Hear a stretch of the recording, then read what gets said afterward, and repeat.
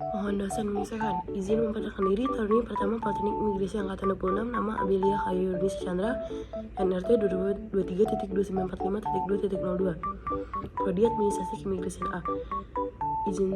Izin membuat tugas video untuk melengkapi nilai ujian akhir semester mata kuliah Pendidikan Agama Islam oleh dosen pengampu Bapak Muhammad Arif Adilah. Soal yang pertama, ceritakan sejarah Rasulullah SAW. Pada saat kelahiran dan masa kanak-kanak, Rasulullah SAW lahir pada tahun 570 Masehi di kota Mekah, yang berada di kota Arab. Ayah Rasulullah, Abdullah bin Abdul Muthalib, meninggal sebelum Rasulullah lahir. Ibu Rasulullah, Aminah binti Wahab, meninggal ketika beliau berusia 4 tahun. Setelah kematian ibunya, Muhammad SAW diasuh oleh kakeknya, Abdul Muthalib, dan kemudian oleh pamannya, Abu Thalib. Setelah kakeknya wafat, masa remaja dan saat dewasa, Muhammad SAW tumbuh menjadi pemuda yang dikenal karena kejujuran dan integritasnya. Beliau mendapatkan julukan Al-Amin, yang berarti yang terpercaya. Ketika remaja, beliau mulai bekerja sebagai pedagang dan sering ikut dalam hafilah dan kesuriah. Pada usia 25 tahun, beliau menikah dengan Khadijah binti Huwailid, seorang janda kaya raya yang berusia 40 tahun. Saat menerima wahyu, pada usia 40 tahun, Muhammad SAW sering bermeditasi di Gua Hiro, salah satu gua di luar Mekah. Pada suatu malam di bulan Ramadan, beliau menerima wahyu pertama dari Allah melalui malaikat Jibril. Wahyu pertama ini adalah surat Al-Alaq ayat 1-5 yang menandakan ia awal dari turunnya Al-Quran. Pada masa dakwah di Mekah, orang pertama yang memeluk Islam adalah Khadijah, kemudian sepupu beliau Ali bin Abi Thalib, sahabatnya Abu Bakar As-Siddiq, dan bekas budaknya Zaid bin Haritsah. Para pengikut Islam jumlahnya terus bertambah, termasuk beberapa orang dari kalangan terpandang seperti Umar bin Khattab dan Hamzah Abi Abdul Muthalib. Warisan Rasulullah SAW, warisan terbesar yang ditinggalkan Rasulullah SAW adalah Al-Quran dan Sunnahnya. Beliau menunjukkan teladan dalam berbagai aspek kehidupan, dari ibadah hingga muamalah atau interaksi sosial dan etika. Kehidupan dan ajaran beliau terus menjadi pedoman bagi umat Islam di dunia hingga sampai saat ini. Nomor 2, jelaskan bagaimana kamu memahami tentang Islam. Bahas tentang tauhid dan atau kepercayaan. Islam sebagai agama yang sempurna dan komprehensif, mencakup seluruh aspek kehidupan manusia. Ajarannya meliputi iman, ibadah, muamalah atau interaksi sosial dan akhlak. Pusat dari ajaran Islam adalah konsep tauhid, yaitu keesaan Allah. Tauhid yang merupakan inti dari keimanan Islam adalah konsep utama dan paling mendasar dalam Islam. Kata tauhid berasal dari bahasa Arab yaitu wahada, yang berarti menyatukan atau menganggap satu. Dalam konteks keagamaan, tauhid merujuk pada kepercayaan bahwa Allah adalah satu-satunya Tuhan yang Maha Esa, tanpa sekutu, tanpa anak, dan tanpa perbandingan. Kepercayaan dalam Islam didasarkan pada 6 rukun iman yang menjadi pondasi keyakinan Islam. 1. Iman kepada Allah. Kepercayaan bahwa Allah adalah satu-satunya Tuhan yang Maha Esa dengan segala sifat dan kesempurnaannya. Yang kedua, iman kepada malaikat. Keyakinan bahwa Allah menciptakan malaikat dari cahaya yang taat sepenuhnya kepada Allah dan melaksanakan tugas-tugas tertentu. Yang ketiga, iman kepada kitab-kitab Allah. Keyakinan bahwa Allah menurunkan kitab-kitab sebagai petunjuk hidup manusia, termasuk diantaranya Taurat, Jabur, Injil, dan Al-Quran sebagai kitab terakhir dan penyempurna. Yang keempat, iman kepada Rasul-Rasul Allah. Keyakinan bahwa Allah mengutus para Rasul untuk menyampaikan risalah. Rasul terakhir adalah Nabi Muhammad SAW yang diutus untuk seluruh umat manusia. Lalu yang kelima, iman kepada hari kiamat. Keyakinan bahwa akan ada kehidupan setelah mati, di mana semua umat manusia akan dibangkitkan dan dihisap amal perbuatannya, kemudian ditempatkan di surga atau di neraka sesuai dengan amal ibadah mereka. Dan yang keenam, iman kepada qada dan qadar. Keyakinan bahwa segala sesuatu yang terjadi di alam semesta ini telah ditetapkan oleh Allah, baik itu takdir yang baik maupun takdir yang buruk. Dalam kehidupan sehari-hari, seorang muslim mengaplikasikan kepercayaan dan keyakinan ajaran agama Islam. Sebab keyakinan dalam tauhid dan rukun iman tidak hanya menjadi prinsip kepercayaan, tetapi juga mempengaruhi cara seseorang muslim menjalani hidup. Beberapa aplikasi tauhid dalam kehidupan sehari-hari, contohnya Yang pertama, menjalankan ibadah wajib seperti sholat 5 waktu dengan niat yang ikhlas untuk Allah. Selain itu, memiliki akhlak yang baik seperti menanamkan dalam diri untuk selalu jujur, amanah, dan berbuat baik kepada sesama, karena semua perbuatan akan dipertanggungjawabkan di hadapan Allah nanti. Serta percaya bahwa Allah Maha Melihat dan Maha Mengetahui, meyakinkan bahwa segala sesuatu adalah ketetapan Allah, memberikan ketenangan hati, dan dalam menghadapi cobaan atau musibah, percaya bahwa semua terjadi dengan izin Allah, dan akan ada hikmah di balik setiap peristiwa. Tauhid adalah inti dari keimanan seorang muslim, mengajarkan bahwa hanya Allah yang layak disembah dan diandalkan. Rukun iman menjadi landasan keyakinan yang harus dipegang teguh oleh setiap muslim. Dengan memahami dan menerapkan prinsip-prinsip tauhid, seorang muslim dapat menjalankan kehidupannya dengan penuh makna, kedamaian, dan bermanfaat bagi dirinya sendiri dan orang lain. Islam bukan hanya sekedar agama, tetapi juga panduan hidup yang komprehensif untuk mencapai kebahagiaan di dunia dan akhirat. Soal nomor 3, jelaskan bagaimana kamu hidup di dunia dengan seluruh aturan Islam, secara syariah atau aturan kehidupan. Hidup sesuai dengan aturan Islam atau syariah berarti menjalankan kehidupan sehari-hari dengan mengikuti petunjuk dan perintah Allah, sebagaimana diajarkan dalam Islam dan sunnah Rasulullah SAW. Syariah mencakup segala aspek kehidupan, mulai dari ibadah, etika, interaksi sosial, hingga urusan ekonomi. Saya berusaha menjalani hidup ini dengan penuh kesadaran dan ketaatan kepada ajaran Islam.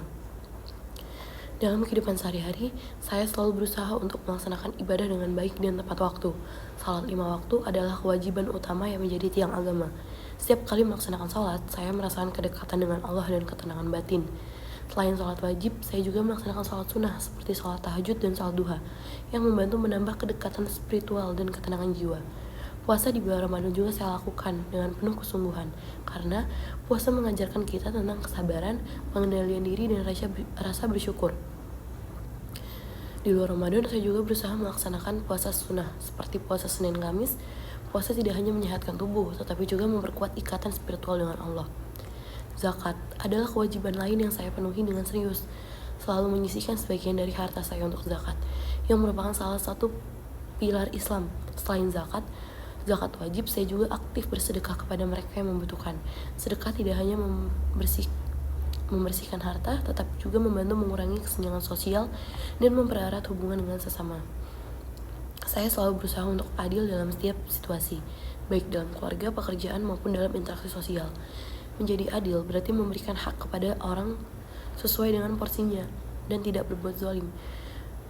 Menghormati orang tua dan menjaga hubungan baik dengan keluarga adalah kewajiban lain yang saya junjung tinggi.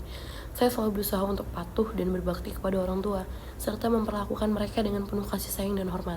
Selain itu, menjaga keharmonisan dalam keluarga adalah memperlakukan saudara dan kerabat dengan baik adalah bagian dari ajaran Islam yang saya terapkan dalam kehidupan sehari-hari.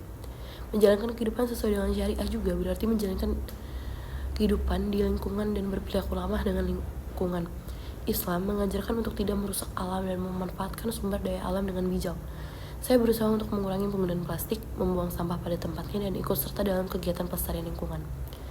Selain itu, saya aktif dalam kegiatan sosial yang bertujuan untuk meningkatkan kesejahteraan masyarakat. Islam mengajarkan untuk memperjuangkan keadilan sosial dan melawan segala bentuk ketidakadilan dan penindasan. Hidup dalam Islam juga berarti hidup dalam untuk menuntut ilmu dan berpendalam pengetahuan. Saya berusaha untuk terus belajar, baik ilmu agama maupun ilmu dunia, untuk menjadi pribadi yang lebih baik dan bermanfaat bagi orang lain. Dengan ilmu, kita dapat lebih memahami ajaran Islam dan menerapkannya dengan baik dalam kehidupan sehari-hari.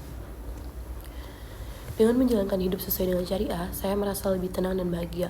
Saya percaya bahwa mengikuti aturan Allah memberikan berkah dalam hidup dan membawa kita lebih dekat kepada Allah. Hidup dalam Islam memberikan makna dan tujuan membantu kita untuk selalu berbuat baik dan menghindari perbuatan dosa. Syariah adalah panduan hidup yang komprehensif yang membantu saya mencapai kehidupan yang harmonis dan seimbang, baik di dunia maupun di akhirat. Soal yang terakhir yaitu, jelaskan bagaimana kamu mempercayai yang gaib dan kehidupan setelah kematian. Mempercayai yang gaib dan kehidupan setelah kematian merupakan salah satu rukun iman dalam Islam yang sangat penting. Keyakinan ini meliputi kepercayaan kepada Allah, malaikat, kitab-kitabnya, rasul-rasulnya, hari kiamat, dan takdir baik maupun buruk. Berikut adalah penjelasan mengenai tentang bagaimana saya mempercayai yang gaib dan kehidupan setelah kematian dalam konteks yang lebih panjang. Yang percaya Yang pertama, percaya kepada Allah. Keyakinan ini adalah landasan dari segala keyakinan yang mengenai hal yang gaib. Allah adalah Maha Esa dan tidak terlihat oleh mata manusia, tetapi keberadaannya tercermin dalam kebesaran alam semesta dan ajaran-ajaran dalam Al-Quran serta hadis. Kedua, tauhid, kepercayaan akan keesaan Allah. Saya percaya bahwa Allah adalah satu-satunya Tuhan yang berhak disembah, tanpa sekutu. Keyakinan ini dikenal sebagai tauhid, menjadi dasar dari seluruh ajaran Islam. Yang ketiga, Asmaul Husna atau nama-nama Allah yang indah. Saya percaya kepada 99 nama Allah yang menggambarkan sifat-sifat Allah. Nama-nama ini membantu saya untuk melihat, memahami kebesarannya dan kemuliaan Allah. Yang keempat, kepercayaan kepada malaikat. Saya percaya bahwa malaikat adalah makhluk gaib yang taat kepada perintah Allah. Mereka memiliki peran penting dalam menjalankan tugas-tugas yang ditetapkan oleh Allah, seperti malaikat Jibril yang menyampaikan wahyu kepada para nabi dan rasul. Yang kelima, kepercayaan kepada kitab-kitab Allah. Saya yakin bahwa Allah telah menurunkan kitab-kitabnya sebagai petunjuk hidup bagi umat manusia. Saya mempercayai semua kitab yang diturunkan sebelum Al-Quran. Namun Al-Quran adalah kitab terakhir yang paling sempurna. Yang keenam, kepercayaan kepada Rasul-Rasul Allah. Allah mengutus para Rasul untuk menyampaikan ajarannya kepada umat manusia. Saya percaya kepada Rasul Allah yang diutus oleh Allah dan Nabi Muhammad SAW sebagai Rasul yang terakhir. Ketujuh, kepercayaan kepada hari kiamat. Saya percaya bahwa kehidupan di dunia ini hanya sementara dan akan ada kehidupan setelah kematian. Hari kiamat adalah hari di mana semua makhluk akan dibangkitkan untuk dihisap dan menerima balasan atas perbuatan mereka di dunia. Kematian kita akan memasuki kehidupan akhir yang kekal. Di sana, setiap orang akan dihisap dan diberikan balasan yang setimpal dengan amal dan perbuatannya semasa di dunia. Surga adalah tempat yang penuh kenikmatan bagi mereka yang taat kepada Allah. Sedangkan neraka adalah tempat yang penuh siksaan bagi mereka yang ingkar dan berbuat dosa. Keyakinan ini memotivasi saya untuk selalu berbuat baik dan menghindari perbuatan dosa. Dengan meyakini keberadaan Allah, malaikat, kitab-kitabnya, rasul-rasulnya, dan hari kiamat, takdir, saya berusaha untuk menjalani hidup yang penuh kesabaran dan ketaatan kepada ajaran Islam. Keyakinan ini memberikan ketenangan batin dan keyakinan bahwa akan ada kehidupan yang baik setelah kematian, serta mendorong saya untuk terus memperbaiki diri dan mendekatkan diri kepada Allah. Cukup sekian dari tugas video mata kuliah pendidikan agama Islam. Kurang lebihnya saya mohon maaf. Saya akhiri. Wassalamualaikum warahmatullahi wabarakatuh.